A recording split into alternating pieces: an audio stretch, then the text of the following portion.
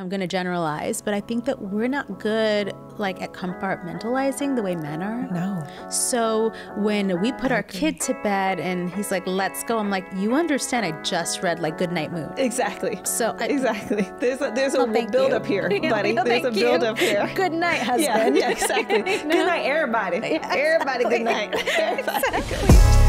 I don't got it all planned out, but you know, I just watch it all pan out, 'cause I know that you know, covered in this life until forever.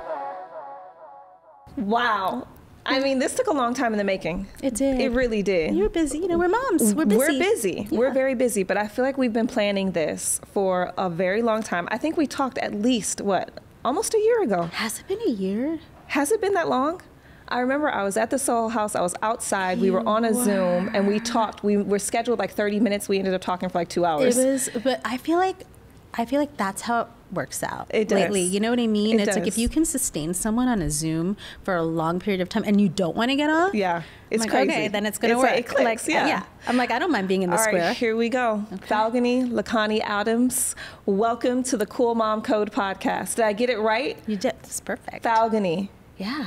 Lakhani Yes. Adams. Yes. That's a beautiful name. Thank you. That's a beautiful name for a beautiful woman. Oh, Welcome to the Cool Mom Code podcast. I love it. I love your podcast. I am so happy you're here. Like you know what? I really wanted to be on your podcast because I think you're cool. Yeah, I think you're a cool mom. I love that. You see how my voice went up 3 I did the same.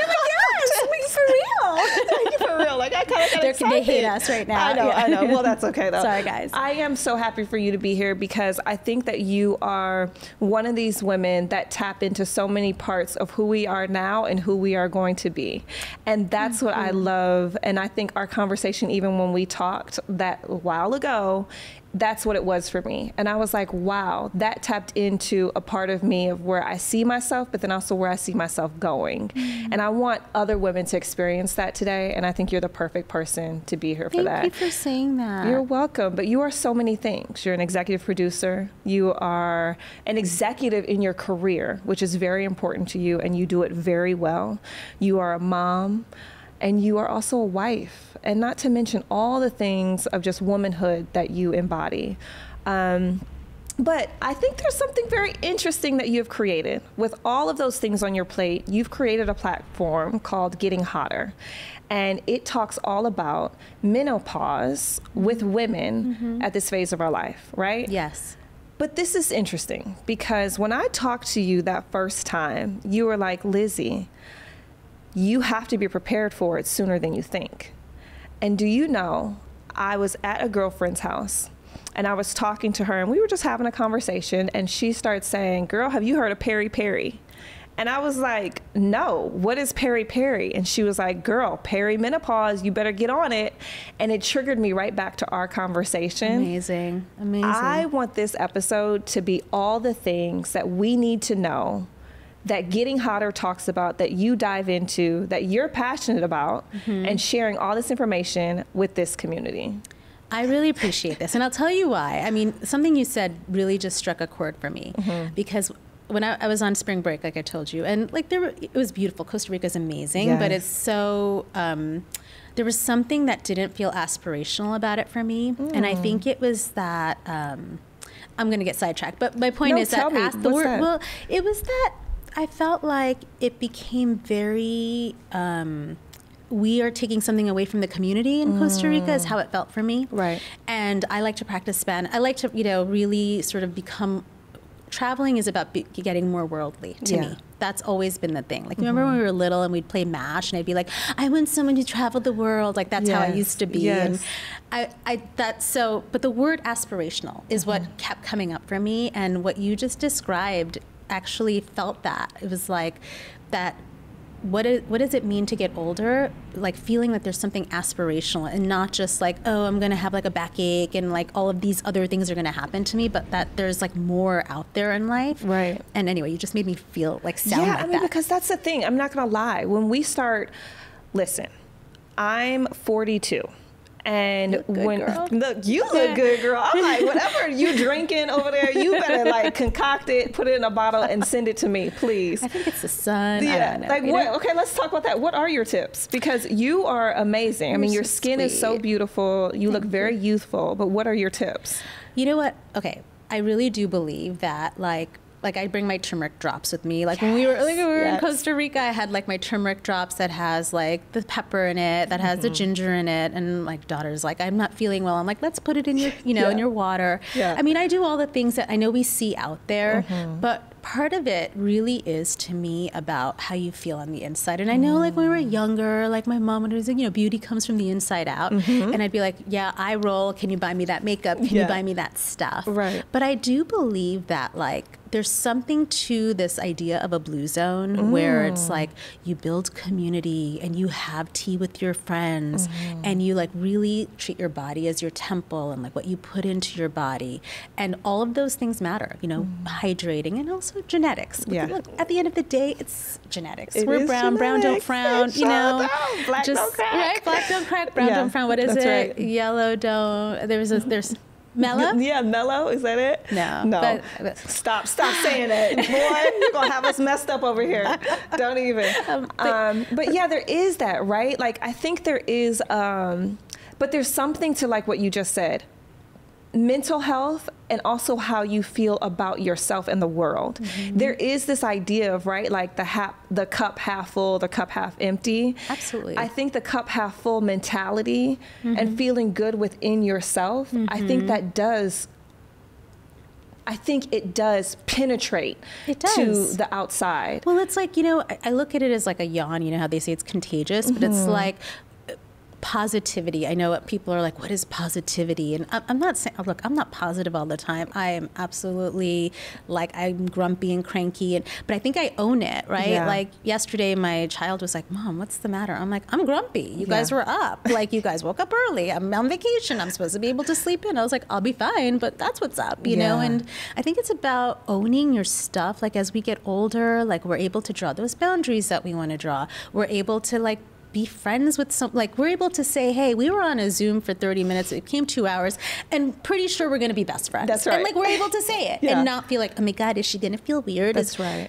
That's what I love about it, right? Owning who you are to the fullest ability. Yeah, and whatever that is, maybe that's going to be one day I'm going to be like, Lizzy, guess what? I got that Botox that I told you I'm never going to get. Like whatever it is, right? But I just think that the more we can be open and communicate, and just own who I am. I love that. Own that I'm getting older, and own that I'm in menopause. Like it took me a long time to own that. Look, owning the whole getting older is interesting. I think it's interesting in a society and in especially a city that we live in, right? Oh gosh. I don't think it's as easy or it is as celebrated to own your age. And I remember talking to Melora Hardin, she's an actress, and she came on to the podcast and she was like, and it was so funny because she said something like, how old are you or something? And I was like, I'm like, okay, hold on now. And then she said, well, I have no problem sharing my age because this is the time where I've fully come into who I am. She's like, look at me now. I'm doing this and this and this and this. And I love my age. And we talked about ageism in Hollywood. We talked about all these things. But what I took away from it was that she was so proud of where she was in life. She was so proud of her age and what she had accomplished. And for her, that was like a marker of like confidence. It wasn't anything to feel shamed about.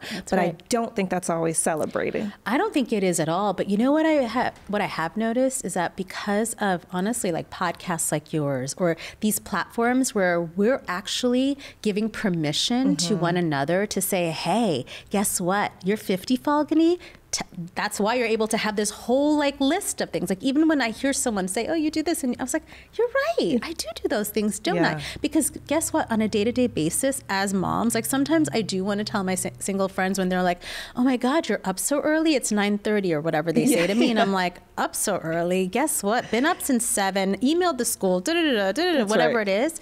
And when I'm feeling down, sometimes I will literally write down all the things I did, not because I want to give in to this, like, you have to keep accomplishing to be part of society thing, but more like, Falguni, you were able to do all these things, and maybe with a little grace, and maybe give yourself a little grace. It's you. Of course, you're a little tired. I like that tip, though. Do you know what I mean? So it's almost like writing down all the things that you've done, just to remind yourself this is what you've been able to accomplish. Exactly. Yeah. Or like, give myself an excuse for like maybe why I might be tired by 11 o'clock and want to just like take a beat, because I feel like we live in a society where we're like going, and especially as moms and especially as career moms, and it's like, if I look away for a minute, what's going to happen? Am I going to be forgotten? There's so much pressure. Yeah, that's true too, right? All that pressure. And I feel like when I write those lists, and what made me write it one day was my girlfriend being like, oh my God, I can't believe like you're up already. And I was laughing on the inside because I was like,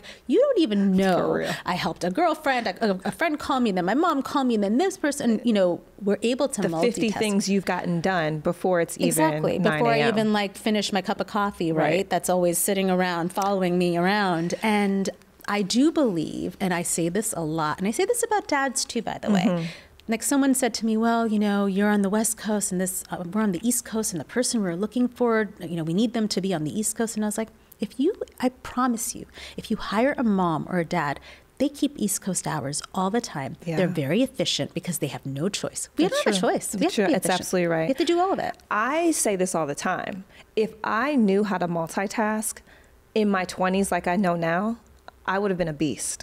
I mean, I'm sure you were a beast. I'm sure you were a beast. I don't know. I mean, I would, not like now though. I would have been a beast, but it's something that you don't tap into until you're forced to do it. That's right. And then we're like, okay, let's go. But I do think, like, I remember when I went back to work, I was just so efficient because I'm like, I need to get the hell out of here so I could go home and do this other thing, be with my baby, exactly, or whatever. And so anyway, work doesn't stop. Work never stops. It changes, but it doesn't stop. But you know what? When you get older, you start to create those boundaries where I'm like, I am not answering this email on vacation. Even if you decide that I'm not good enough for this job because I am not answering this email, I'm not going to do it. When did that click in? At what age does that click in? What age do you say you created those boundaries? Unfortunately for me, it was pretty recent. Really? I would say like maybe the past 2 years. Really? Yeah. I would say like 49 into 50, and like I'm going to be 51 this year. So like these past 2 years. Almost, and with almost teenage children. Yeah. Almost, right? Like you're at that point. Oh yeah. Wow. Yeah. It took me, I think that I always felt like, I was dispensable. And there is that feeling. And oftentimes it's when your manager is another woman, I hate to say it, where you often feel like I could be dispensable. She can find another person. And Hollywood feeds into that too. Yeah, it does. And I think until I realized like, no, we are all individuals. There's not another Falguni. There's not another Lizzy. You know what I mean? And so if you think that me taking 1 week of vacation to really come back with my creative spark that I feel right now is like, too much for you, then okay, I'm sorry. But that's your problem, not I'm mine. Allotted this time, and I want to fully enjoy my time with my children, and honestly with myself. Like that's the other thing. I prioritize putting on my oxygen mask. I love it. We have to, right? Prioritize putting on your oxygen mask first. That's right. Because then I'm like amazing to everyone else. If I don't meditate in the morning, my kids know. Wow. Like I am going to be meaner than maybe they already think I'm mean. And I'm like, I'll be meaner. Yeah. Let me meditate, kids. Yeah. You want this version, not this version. Yeah, You're allowed to curse, don't worry. Like but you want this version. That's right. You damn right. But I like that analogy. I think sometimes when you put a visual in place, it's easier to remember the visual. It's true. Then like, oh, I need to do this. It's like the visual. Oxygen mask first, then you can help everyone else. Absolutely. Yeah. And then I think we're just better moms, we're better wives, we're better sisters, we're better, I agree. Okay, this is my question for you because you're raising a son and a daughter, as am I. I have 2 daughters and a son. How do we, with this thought, right? Like it took you till 49 to really lock in and tap into this idea that you are not indispensable. How do we get our girls, I mean, especially our daughters, but also our children, right? Sons too, to feel like that sooner? That is a great question. I would say that I mean, I'm sure you're doing this already because we are such a different generation, of teaching them that like who you are as a person is good enough, right? That's the thing. It's like, I don't know about your upbringing. I know my upbringing. I know my parents did their best, but I think it was always like, keep going, you know, because it was that immigrant mentality. Right. And I felt like I always had to study harder. I always felt like I had to push myself harder. And I'm not saying our kids don't have to push themselves, because you know what, there's something to working hard. But I also think it's important for them to know that like who you are as an individual, again, there's only one Anaya, my daughter. There's only one Akshay. And so it's okay. Like, you are going to be good enough at whatever it is you want to do, but you have to believe in yourself, right? And that's the problem. And it's interesting that you were saying, like, how do we tell our daughters versus our son sometimes, but all of our children? Like, I was happy that you said that, because lately this has been my thing, where I feel like we are underserving our sons. And I know this is a very controversial thing I'm about to say. I don't think it is at all. Go ahead, continue. But I think that we are overcorrecting as a society. I think we're like girl power, which I am all about. And I remember when my daughter was like, girl power, and my son's like, well, what about boy power? And I was like, you know what, you're right. Like, you shouldn't have to suffer because the generations before you didn't understand how to handle things. That's right. And I said to him, I was like, I want to help you understand that we're saying this because of things beyond your control, but you also have agency to help yourself and to help your sister, right? That's right. How you treat your sister is how she's going to see men out there like how they should be treating her. And so it's really important that you show her how she needs to be treated, right? But at the same time, I've been really, because my son is going to be 14, I've noticed hormones, and I've noticed, you know, the sort of anger he feels on the inside. And I'm like, okay, Falguni, like, kick this into gear. Like, what's your role now? Because this is your opportunity to either make or break this kid. And no pressure. Yeah. But you know what I'm saying? I mean, this conversation is going so interesting. I love it. And it's going different than what I imagined. But no, I love this because now you're triggering me to think. Also, we are raising children of color, which puts another, I think, also added layer on top of what you're saying, especially when it comes to our boys, right? So there's this whole girl power thing, yes, which I feel like you're absolutely right. And I'm sure you're seeing it because your son is almost 14, mine is 6. So I have a minute, but he has said things like that before. Like, mommy, what about, why is it that girls get in the car first? Why is it that girls first, mommy? And we have to explain to him, hey, we just want to make sure that like how you treat women is very important. And we do explain it. But there is this idea that because we are raising sons of color, that the layer that they will also have to face in the world is going to be different. And so that's another thing also of why we need to empower them, right? It's so Give true. them that confidence and that like you are important. And the tools, like what I noticed, and this is only because I'm in this hormonal phase, and by the way, it will all come full circle, because while my kids are raging with hormones, I have no hormones, right? So like we're like in this very interesting juxtaposition where my daughter is just like, mommy, I feel sad for no reason. And I'm like, okay, I can tell you what to do, but I'm sort of like, oh my God, I remember that time. And I'm so glad I don't have that anymore. You know what I mean? The PMSing is kind of starting for her. I can see that it's, you know, kicking in. But what I will say is, like, for my son, I've tried to have this conversation with him, and it's a very uncomfortable conversation, right? But where I'm like, hey, buddy, you don't have to talk to me about this, but just so you know, like, I'm sure you might be tempted to look at a girl in a certain way. And I don't want you to feel shame around that. It's not a creepy thing that maybe you might want to look at her boobs. That's normal. Good for you. Yeah, it was hard. It was hard because I remember it happening to me.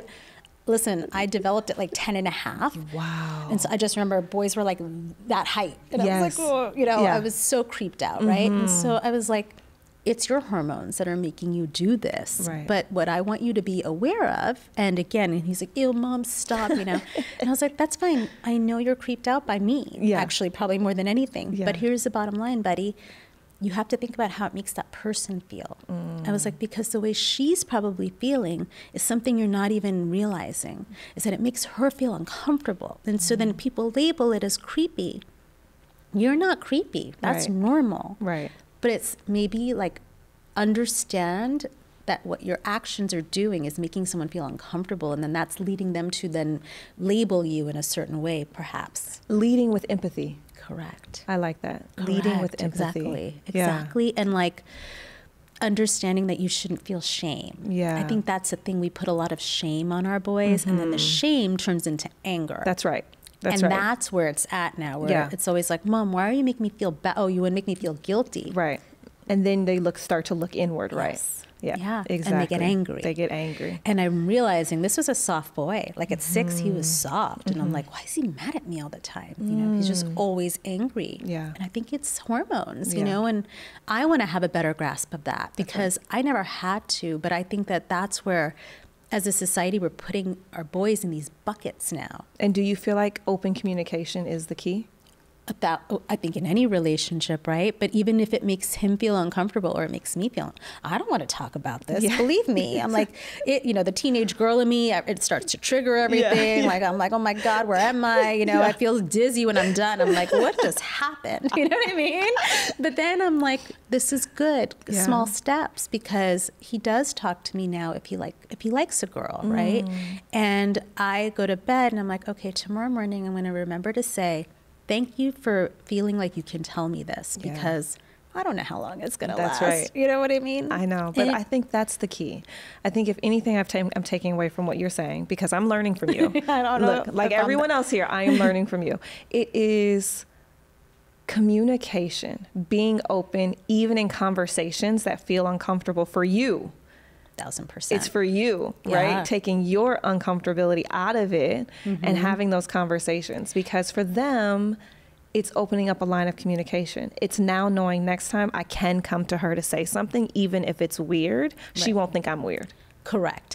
And I think the weird thing is so key, Lizzy, that you just said that, because I think that that's the problem, is that we put so many labels, right? And so many things that I'm sure it makes him feel, he doesn't know what's happening to his body, right? Yeah. Our boys don't know, girls don't know either, but at least with our girls, we can say, like, I'll be like, honey, why don't you take a bath? I'm like, the reason why you're feeling sad is because, you know, your hormones are making you feel sad, but it will get better, and I can help you with some tools, right? With him, he's just so mad, right? So my husband's like, why don't you do crunches every time you're mad? I'm like, oh my God. Like, how's that? Do some push-ups, buddy. And I'm like, oh, okay. Is that, I wonder how he coped with it though. Probably. Maybe that's how he was like raised, right? Oh my God, there's no question. It comes out way too easily. Yeah, it's like this is it. This is a solution. Yeah, I was like, okay, yeah, I guess I'll be super strong. It's just a different time. It's a different time. It is a different time. And I think that, you know, as moms who are empathetic as well and who are really open, and like, we're constantly learning, right? Yeah. We have a curiosity, and I think that's going to be key for them. But like, genuinely, I feel like I want to write a book or something to help our boys, because this is going to be key. If they feel forgotten, it's going to be a whole other layer of anger. Well, you should. I mean, that's what it is, because these boys that we are raising are going to be the men of tomorrow. Yeah. That's it. And it's a huge responsibility for us. It's a huge responsibility. But I'm like, let's go. Let's go. Right? Let's do it, because we have an opportunity here. We do. We do. And now, yes, let's talk about this other opportunity we have to not have periods ever again. So, just also a really quick note. If you're loving this content, our podcast with all of our amazing guests, we love sharing their stories. It really is such a joy for us. Then you're going to love thecoolmom.co. Make sure to head over there. It is everything that you can think of lifestyle. So we have fashion, food, we have amazing interviews with a lot of other cool moms as well. So check out all of our Cool Mom Co features, shop our merch, do all the things. Check out thecoolmom.co.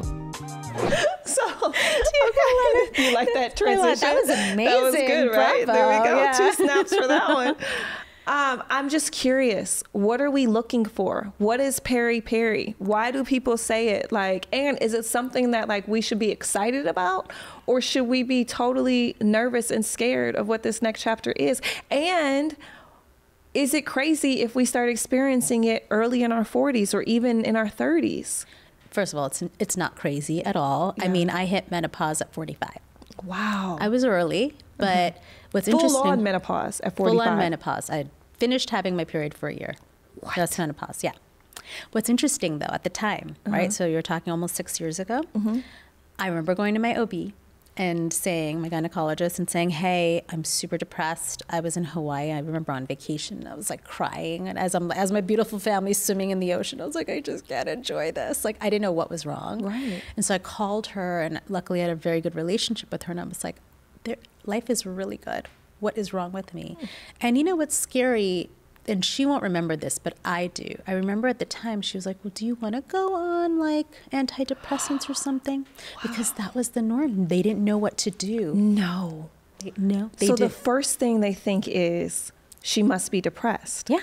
And I will say, like, a lot of Asians and a lot of brown women, actually, that is one of our biggest symptoms. That we're not putting together. And part of it is like, I'm sure you remember when you had a newborn and you weren't sleeping very well and your body was going through all these changes and you didn't quite know because you didn't have time to know because you were busy nursing or, you know, whatever you were doing for your child, changing diapers. It's similar. It's a similar idea because you wake up in the middle of the night, you can have, you know, hot sweats and you're just like, what's happening? And, yeah, there was a lot of that. Like I would wake up at like 3 or 4 in the morning and I'd just be like laying there. But I didn't, you know, I kind of never got back into a groove of amazing sleep after my kids. So anyway. Even that though, you go to your doctor and she wants to put you on antidepressants. Where do you say, hey, that's not really what I think it is? Yeah, so she asked me, and I was like, I don't think that that's what it is, because like everything is fine, and to her credit, like I get it, because I was also like, everything is great in life. Why am I crying? You know what I mean? I couldn't get out of bed. Like I was just so sad. So mine was definitely extreme. This isn't the same. It's never a one size fits all. Is it genetic? What your symptoms could be though?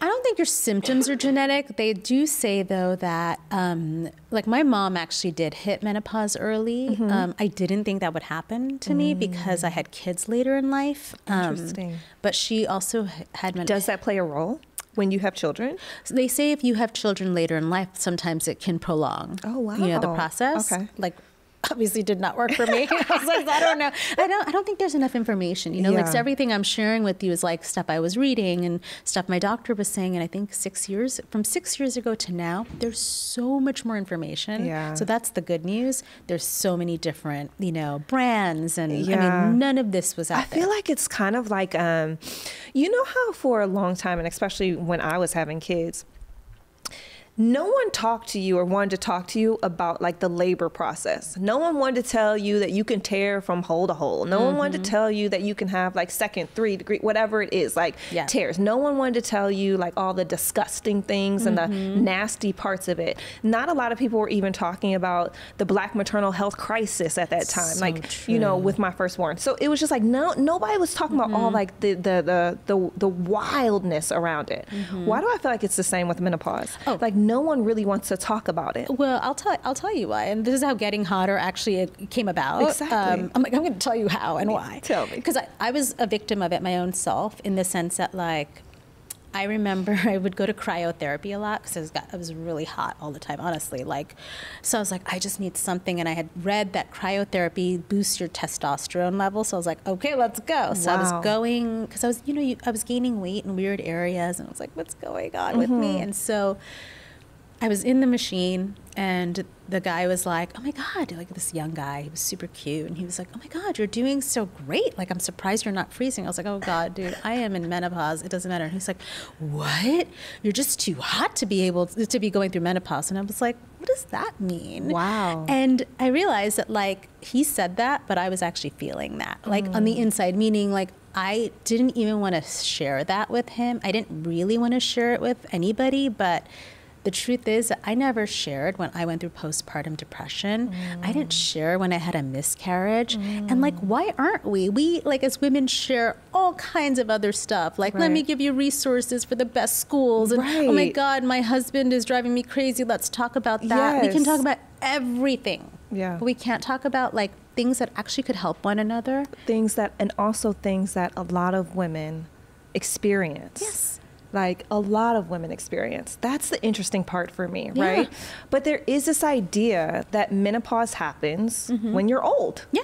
Like, oh, she must be 60. 1,000%. Or, you know, and I remember saying this, I legit And said 60 is this. not even old. It's But not I'm just even old. saying, No, like, but I you know, said you this to think of this it guy. later I was on. like, what do you mean I'm too hot? My pussy's not shriveled up. Like, I said that to him, and he freaking, like, was like deer in headlights. And then after that, I was like, you know, one of my girlfriend who we started this together, she was in the same boat. We both had younger kids, and like we didn't share this part until one day I was like, I am so sorry, I'm being so bitchy, but I literally am going through menopause, and this is how I feel. And she goes, me too. And we hadn't told each other. And you were both in your young middle 40s. So I was 45 and she was 46. Yeah. Wow. And she had little kids. I mean, she had twins and I don't know, 6 years ago, I guess the twins were 5 and her older was 6. I mean, it's How nuts. long does it take? I mean, so you realize that you're in perimenopause with light symptoms here and there. You might have spotting, you might not have regular periods, you might get hot flashes, right? Like these sort of things. Or you might have nothing, by the way. Wow. The thing is, like, some of your perimenopause symptoms may be like really like, some spotting and then like maybe erratic periods for years and years and years. Like years and years and years. Yeah. You can be in perimenopause for like 10 years, honestly. No. You could. What? Yeah. You could. I mean, and that's what's so wild. It's like, that's why I think that there isn't a lot of information, like solid information, because especially like I said back then, our doctors, like, there's no training in medical school. Is there pills that you have to take once you get to this? Like, what's happening? Well, so what's it depends. going on? So let's say, for example, and by the way, like, obviously I'm not a physician, so I can give you my anecdotal information, but like, let's say for me, I was in perimenopause literally only for like a year, if that. I wasn't, and I don't think I even knew I was in peri, because then I hit menopause and I was like, I haven't had my period. Oh, it was one of those moments, whereas now I think that it's a more efficient process where you would go to your doctor and you would just say, can you do a blood panel? And they can look at your hormone levels to see if you're actually in perimenopause. Okay. Why is that helpful? I think it's helpful because then you can like go do the acupuncture, or, you know, you can like, you're supposed to lift weights, right? They say lifting weights is really important. And I'll tell you, like, there's so much more amazing technology, but I went and I got what they call like a bone density test because I hit menopause early and because I'm not getting the hormones. And like, they can predict, it's predictive. So in 10 years, they're like, if you don't up your weightlifting and take your vitamin D, I can fracture my left hip, my left shoulder. I mean, it is very efficient. Wow. The testing. And so I was like, okay. And what's the name of the test? Do you know? It's a bone density test. A bone density test. Okay. So every woman who thinks that they're entering that stage needs to go get a bone density test. I think it's super amazing because I'm like, yes, that's scary. I don't want to fracture. And here I am. I'm like, I do lift weights. Well, this is what everyone says. You fall and you break a hip. Yeah. Like that's, I'm like, is that where we are? Yeah, is that where we are? Oh no, because now we're living in a time. Okay, so there's like a two-part. I think your question was like, should we be scared? And I'm like, no, because there is so much out there that you have access to, right? And even for people who maybe don't have access to like the acupuncture, all the holistic stuff, I think what you do have access to is information, right? And like knowledge is power. So something like the bone density test, for example, like that's pretty recent. And I'm like, okay, I'm going to go do this. And it was scary to see that in 10 years I might fracture. It was, like I said, left hip, left shoulder, and something in my neck. And I was like, what in the heck? So specific. Yeah. It was. That's great. But now like, you have the knowledge. Now you have the power. I take my vitamin D. That's right. I lift weights. I do all the things so that I can prevent that. So listen, I think that's what it's all about though. We are, like we started this off saying, we're busy, we're mothers, we're working, we're doing all the things. Sometimes the last person we think about is ourselves. I love that you said, put the oxygen mask on first, because it reminds us to take our health important, right? It's very important, and take it seriously, because it allows us to feel good in our skin. 1,000%. Right? And in our bodies for the next chapter. And listen, menopause is a natural part that we're all going to go through. Obviously, all of our journeys, just like motherhood, will be different. Sure. But I think there is a way to put a positive spin on the experience. I think that we're positive people, right? Yeah. Like when it comes down to it. So yeah, I do think so. And I'll tell you this, you know, my acupuncturist is this Russian woman who is incredible. And when I first went to her, my doctor actually recommended her because she does integrative medicine. And so I went to her and she was like, listen, do you know that in China, they don't even have a word for menopause, because the second like you're getting any symptoms, they give you some herbs and like you're good. And then you can have all the sex you want without using protection. Wow. I was like, okay, Lucy, thank you so much. And like, that's how she looked at it. She was like, and now that I'm past a lot of the sort of unknowns and hurdles and all the things I was feeling, I'm like, that is true. Like I haven't had to deal with protection in, you know, 6 years, right? Let's just go. And I think it's also important to understand that it's okay for our bodies to change, and it's okay for us to be different, right? Yeah. Iterations are a great thing. I like this iteration of Falguni. And if you had asked me that, you know, 5 years ago when I was in the middle of it, I was like, what's happening? But I don't know who, when I think back, I'm like, well, who did I want to be? Yeah. Like, did I want to be Falguni at 20? No. Did I want to be Falguni at 30? Like, what was I trying to accomplish? What is your favorite Falguni? Right now. Right now. Yeah. Today. In this moment. Do you know what? Because the friends I have are the friends I want. You know, the marriage I'm in is the marriage I want. It's like, what do I want? I'm finally like considering what I want. So that's why I like this iteration. And it's not selfish. Like the more I lean into the things that I want, the more I will like curate my own life. What do you want the next phase of Falguni to be? Interesting. You know, I was actually talking to my girlfriend about this today, because you happen to catch me when like I'm in my like creative mode. Yeah. This is fresh off vacation. Fresh off you're vacation. In your creative yeah, mode. I like that. FOV. That's right. That's right. I like FOV.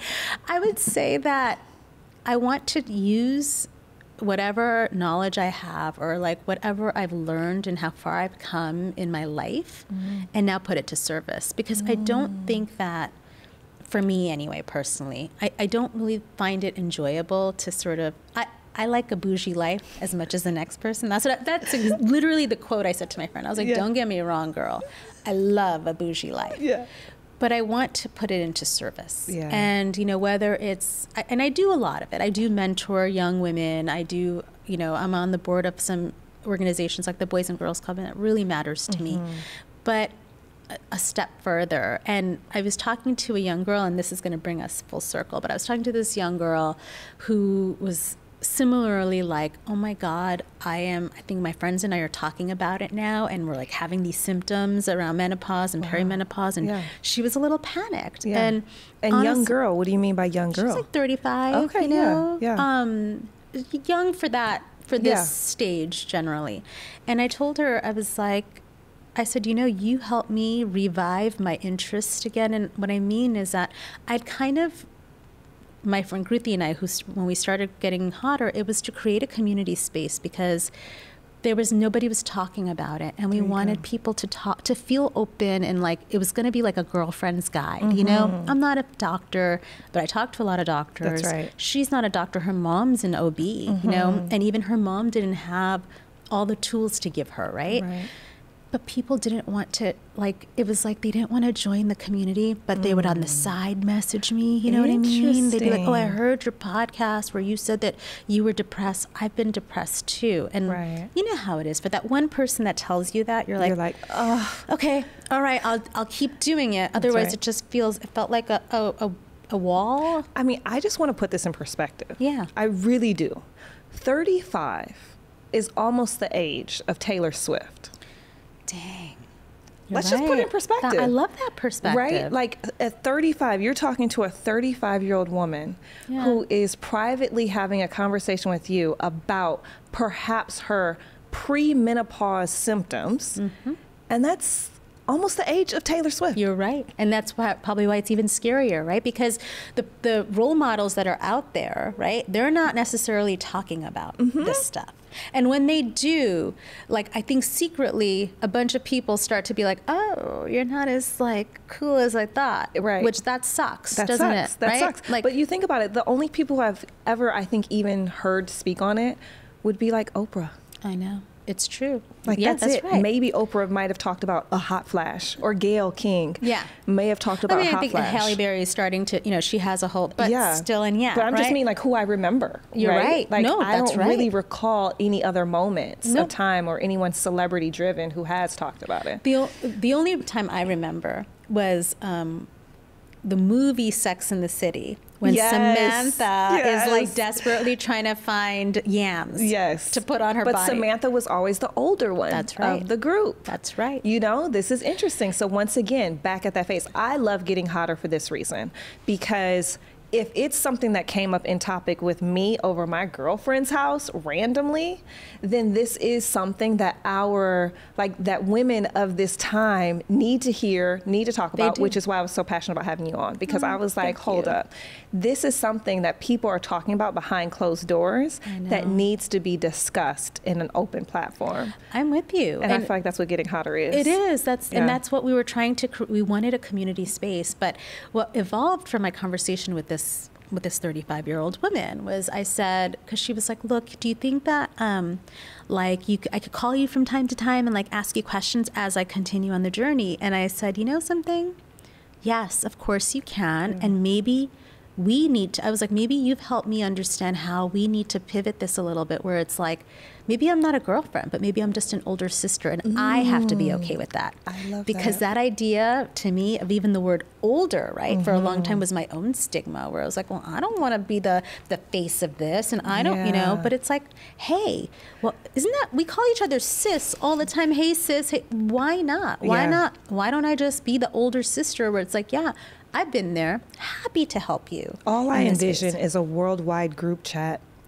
I love it. Of like a big WhatsApp. Yes, like just a big WhatsApp of like all the women, and everyone's just like, so did you see this today? Did you feel this? Totally. What about this? Am I, you know, it's just, that's what I envision this as. Getting Hotter is just the worldwide group chat. Let's just talk about it. And by the way, and it's not even like, you know, maybe I won't have all the answers for you. But it's not, it's about experience. That's right. It's about sharing everyone's experience. That's right.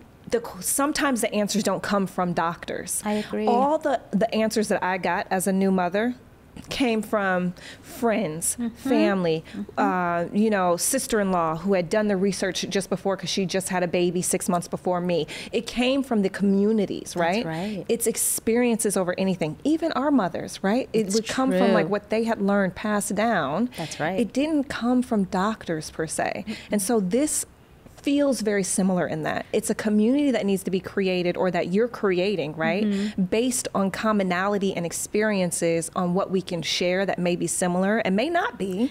But it doesn't matter. But it doesn't matter, it's like because a referral system. It's just what you said. There's not enough research on it.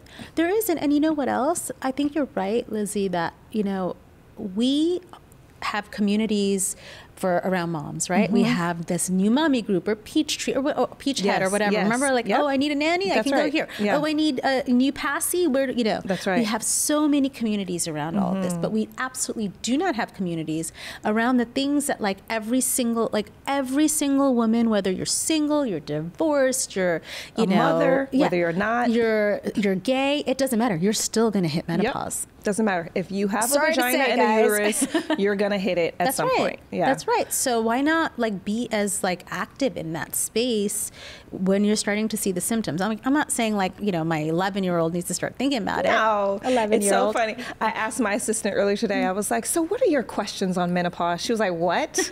I haven't started thinking about that. I got to think about that too.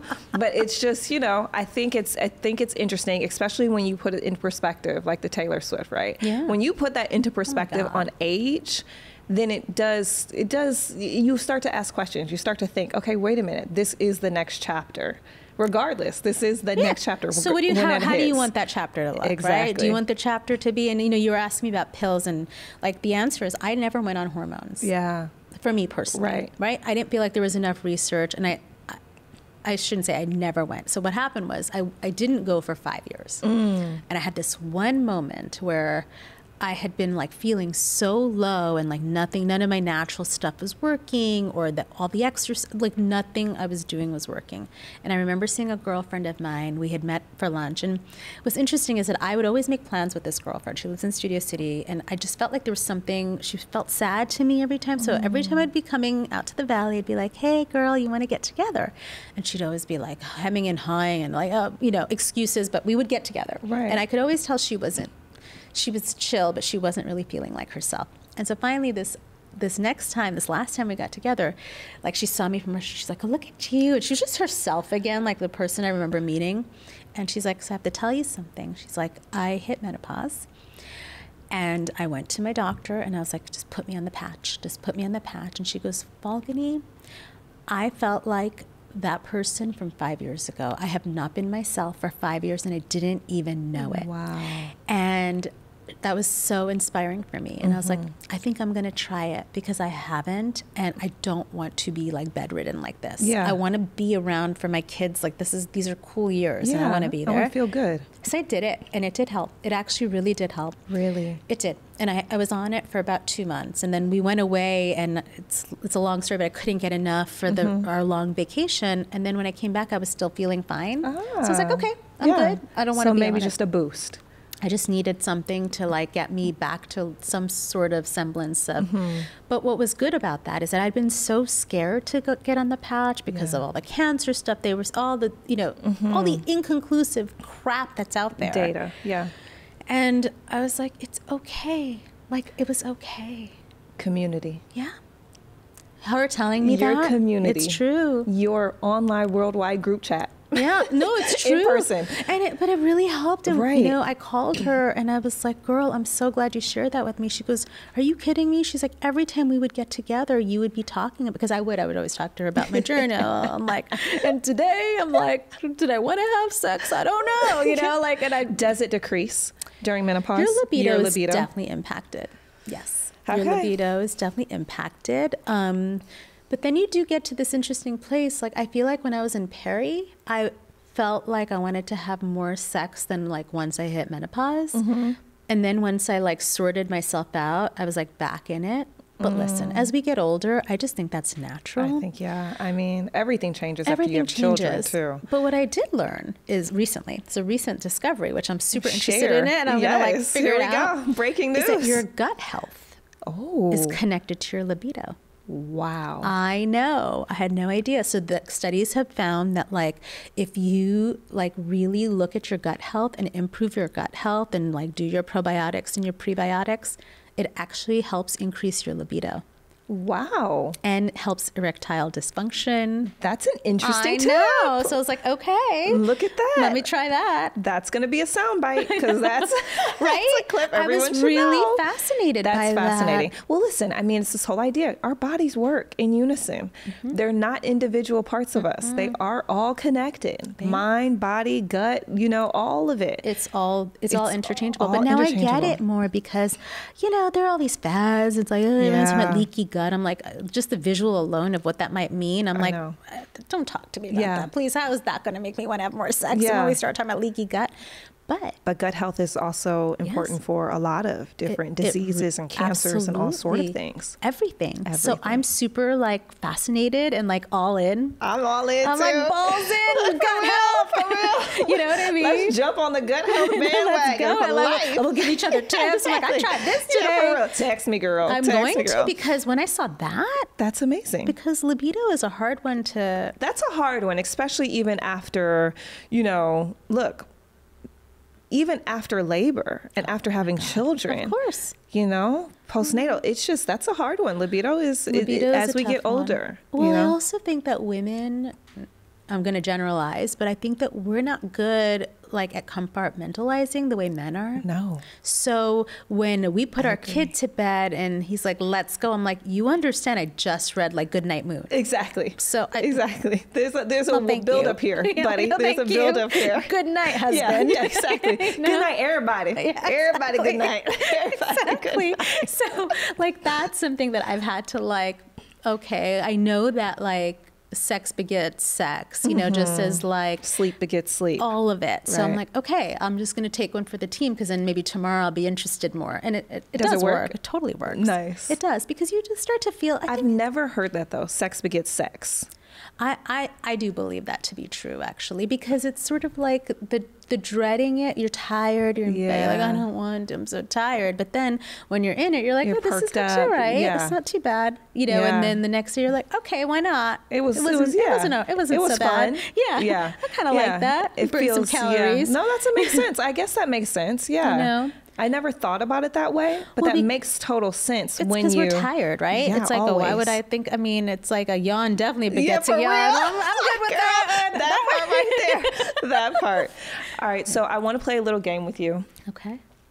Look at you. You got nervous. Look, I saw the nerves coming. We're gonna play a game. It's a cute game, though. Before we get into this game, I do want you to answer one question, though. Of course, I'm a cool mom. Yes, you are. No, you. Oh, I guess you finish, are a cool mom. Finish this sentence. That's community. Okay. Of course, I'm a cool mom.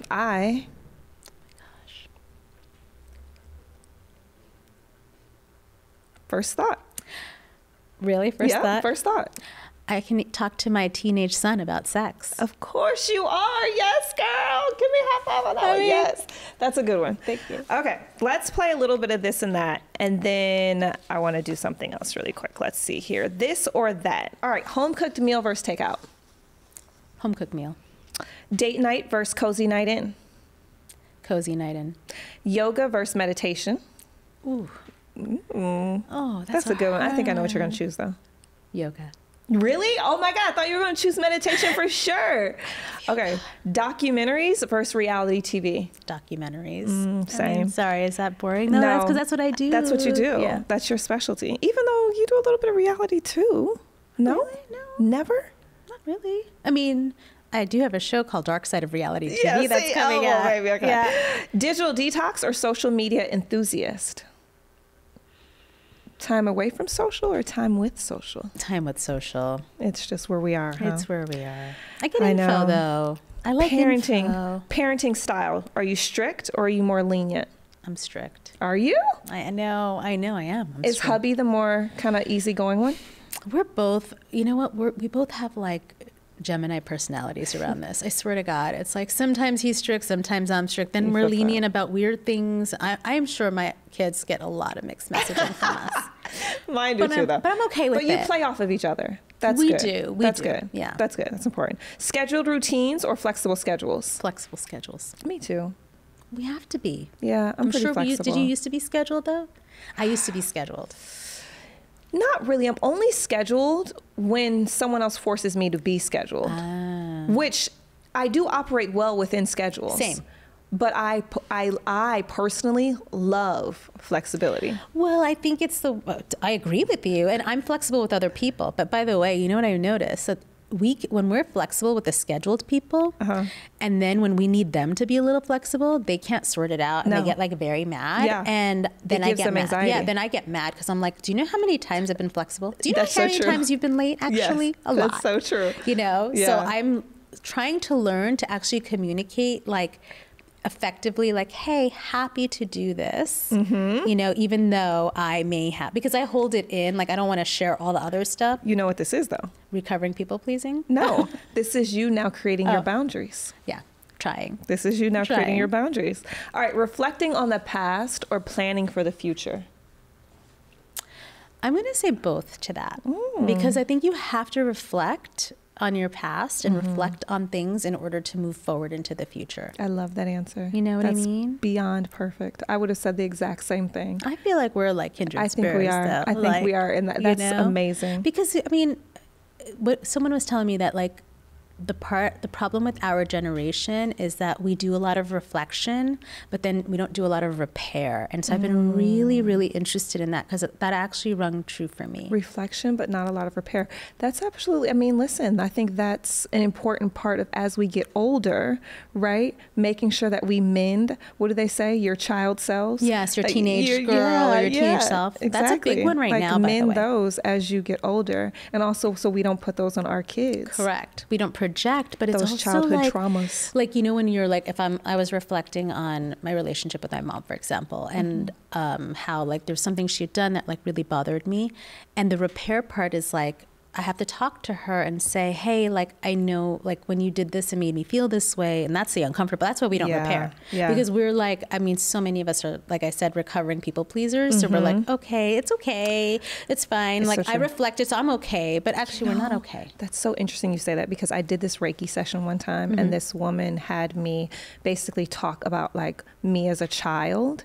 And I was so resistant to it at first. But once I got into it, it was essentially me telling my younger self, giving my younger self permission to feel all these things that I feel like I pushed down for so long, and also saying that it was okay for me to feel like this about my mom, or like, and not take on certain responsibilities that I felt like as a child I took on, just all these different things. But it's exactly that. It is. Well, because we don't want to say bad stuff about our parents. And also we don't want to, I mean, I actually like that about you, because I feel like what I don't like about therapy, there's a lot I love about therapy, but what I don't like about therapy is that we put a blame on someone. Like, we don't take ownership, right? And absolutely. Sure, our parents did the best they freaking could, just like we're doing the best we could do. I tell all the time, I'm like, I don't know what childhood traumas I'm going to create for these kids. I mean, but I'm not going to be perfect. I'm not going to be perfect. And I know I'm going to be blamed for something. Of course. But it's all good. And I think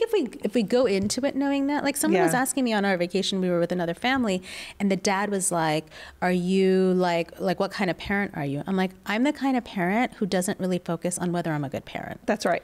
Because there's no... That's right. There's no right answer. I'm never going to be a good parent. There's no booklet to this. What is it? What is a good parent? There isn't. You know? So there's like, no right or wrong I'm on not this one. focused on trying to Well, there is be, wrong. There is I will wrong. say. There is wrong. I mean, there's absolutely there's wrong. definitely wrong. But there's no good. But there's no rating yeah, system. I was like, that's I don't exactly rate my parenting. Right. What I do is I just try to be in that moment to problem solve if I need to, or be human. I was like, I'm a human parent, right? And I don't think we do that. We don't allow ourselves to be human. When you say human parent, do you make sure that you also express that to your children, that you are human? Yes. I try to do when that I too. like, or when I say human parent, I mean like I will be mad. I will get angry in front of them, and I'm not trying to protect them from the human emotions that I'm going to feel if my son's being a jerk to me. That's right. You know what I mean? I'm like, you're acting like a jerk right now. Mom, I can't believe you said jerk. I'm like, well, I didn't say you were one. I said you're acting like one. Listen, my daughters tell me the same thing all the time.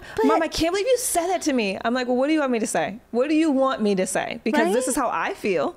We talk about it all the time. But you know, Lizzy, I think like as a cool mom and as the host of a Cool Mom podcast, you are trying to build community so that moms have resources, women have resources, right? Really, like when I think about it, I feel like it's like you're trying to create resources for women. And I really believe like when it comes to perimenopause and menopause, like to bring it full circle, you're absolutely right in that we need to be resources for one another and understand that like I am not going to look at you if you're going through perimenopause and think, oh my God, you're going through perimenopause. That's right. You're like, you know, I'm not going to judge you. I want to support you, and we should be supporting one another. But there's so many competing brands. There's all this behind the scenes stuff going. But you know what it is? It's endless resources is what I want to create. Endless resources, and also a place where you feel seen. That's right. Where your story feels seen.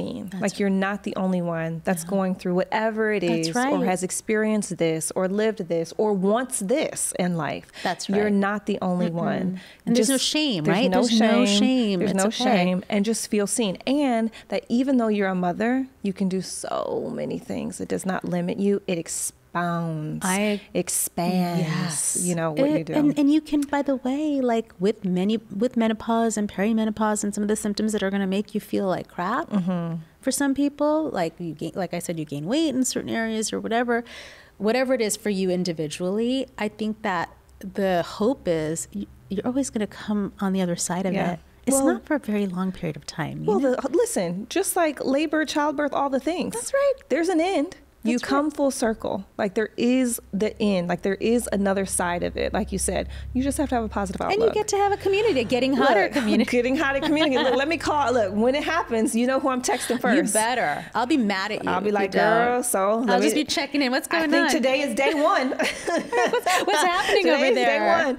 I want to bring it home full circle too with a taste of home.